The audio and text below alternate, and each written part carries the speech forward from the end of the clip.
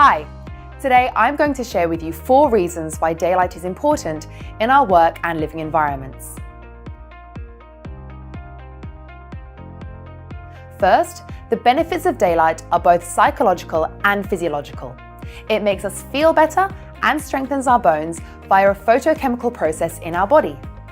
Second, daylight expands blood vessels, reduces blood pressure, and increases cardiovascular function.